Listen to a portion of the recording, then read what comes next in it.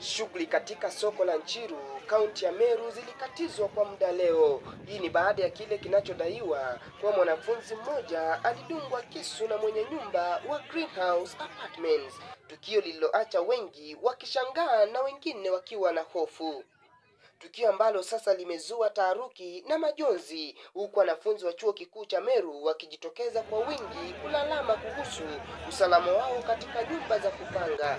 Mwanafunzi huyo alikimbizwa hospitalini na anaripotiwa kuendelea kupata shekeli. Baada ya tukio hilo, wimbi la hasira lilitanda angani, huku wanafunzi wakiharibu sehemu ya mali ya mwenye nyumba huyo ambaye alitokomea kusikojulikana. Maafisa wa usalama wa eneo la Nchiru walishika doria ili kutuliza hali ya mvutano, huku kikosi cha wazima moto wakijibidisha kuzima moto huo. Hata hivyo, shughuli za kibiashara zilisimama kwa muda kabla kurejea taratibu.